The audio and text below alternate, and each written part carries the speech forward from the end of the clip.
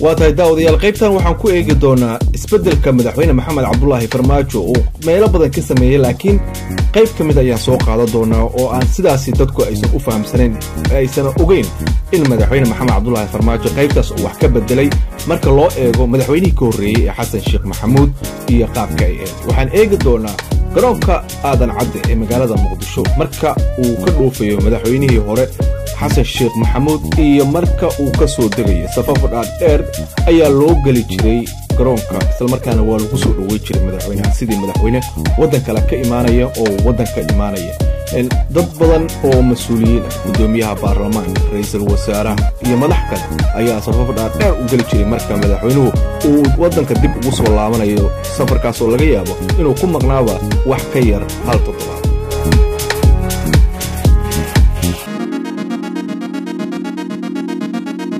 bal muuqaalada aad arkaysaan iyo sawirada aan soo qaadanay waa safafkii dhaadheera ee xilligii madaxweyne Xasan Sheekh Maxamuud iyo waliba xilligan madaxweyne Maxamed Cabdullaahi Farmaajo sida uu uga soo degay garoonka madaxweyne Maxamed Cabdullaahi Farmaajo gabi ahaanba marka uu ka dhoofayo garoonka sidii wax uga dhoofaa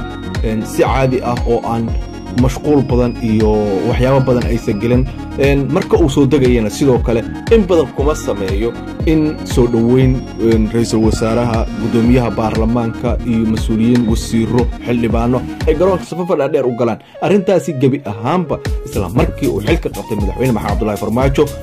meesha ayuu ka tiray waxaana uu inta ugu badan sameeyaa in kaligiis iyo wafdi kooban oo raacaya ay hore u sii raacaan ka bacdi markuu soo degayna wafdigiisii asaga iyo saraakiisha ciidamadu ay halkaas ku soo dhaweeyaan taasi oo la dhigi karo waa isbedel uu sameeyay madaxweyne Maxamed Cabdullaahi Farmaajo laakiin dadku iska warqab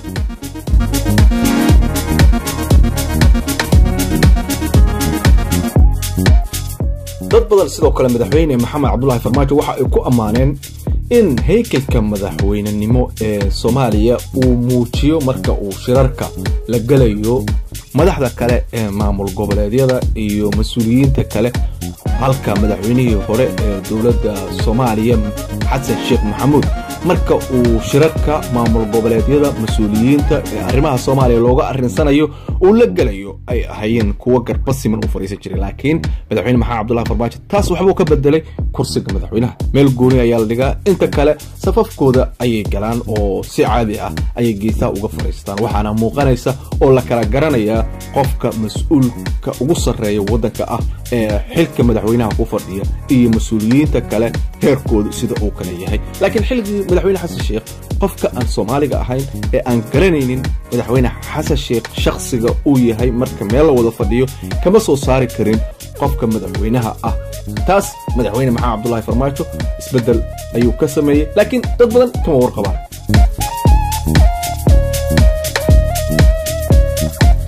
arinta ugu dambaysa oo aan eegi doono oo madaxweyne Maxamed Cabdullaahi Farmaajo iyo madaxweyne Xasan Sheekh Maxamuud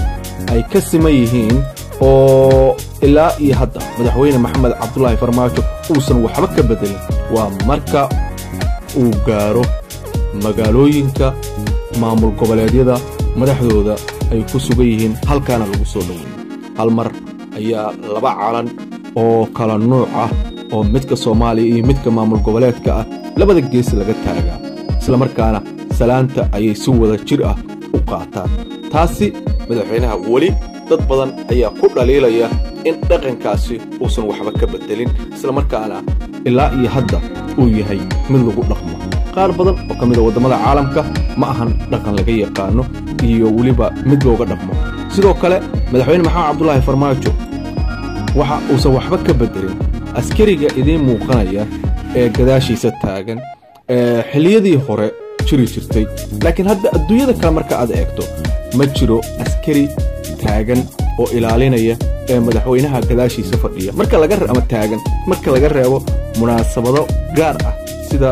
xilliyada aasaska dadka xilalka soo qabtay iyo xilliyada kale oo munaasabadaha gaarka ah oo goonida ah la sameeyay laakiin madaxda Soomaalida markaad eegtid madaxweyne Maxamed Cabdullaahi Farmaajo madaxdii ka horeysay dhammaan waxay ka midaysan yihiin askarigaasi